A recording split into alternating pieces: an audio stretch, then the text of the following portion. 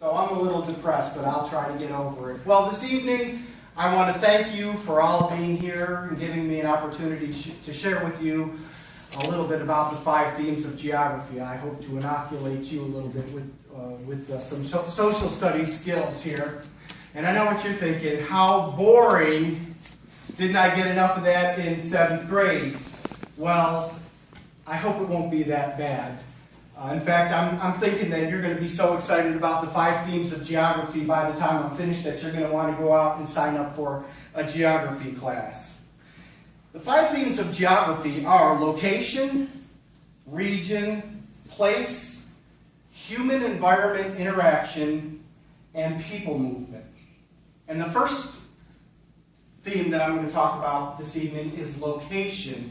And location is the one theme that is broken up into 2 sub-themes. And the first sub-theme is not all that thrilling, won't lead you to go out and sign up for a class. It is simply absolute location. And all absolute location has to do with is identifying a specific place on Earth. What is interesting, though, is at one point in time, people in general had no idea where they were on the planet. Now, because of GPS and the system of longitude and latitude, you can know exactly where you are all the time by looking on your iPhone.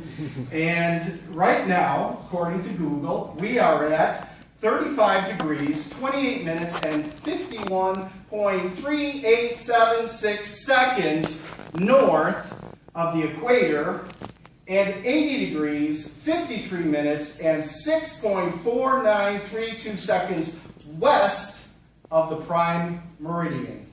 Now that's precision for you. The second sub-theme is relative location. And this is what gets guys in trouble. You know, honey, I don't need to stop for directions.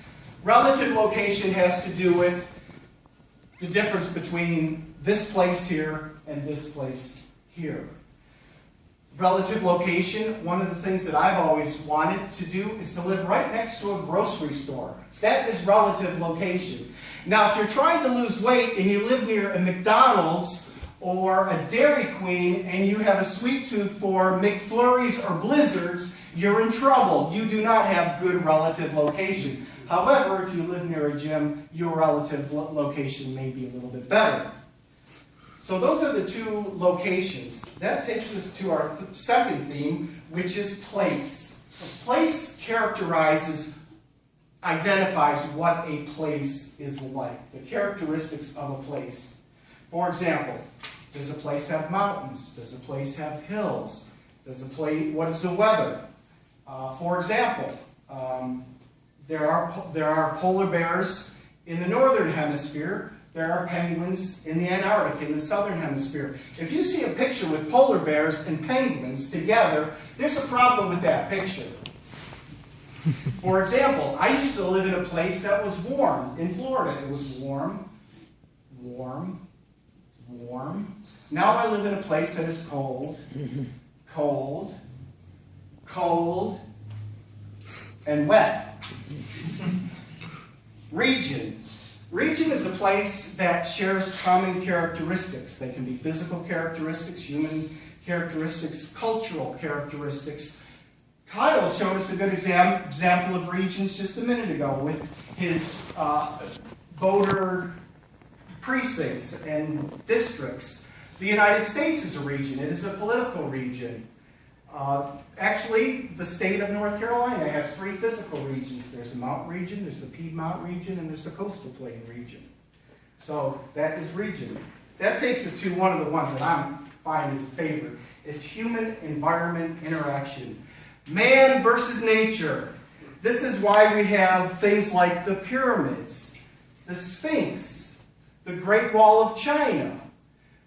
Someday, if you ever get a chance, watch a documentary on the building of the Panama Canal. Now, there is some human-environment interaction and all of the things that people had to overcome in order to build and to create a channel that goes from the Atlantic Ocean to the Pacific Ocean, thus cutting off the need to go all the way around South America to get from one to the other.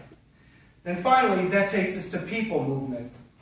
I mentioned people movement last week. This is the love story theme of geography.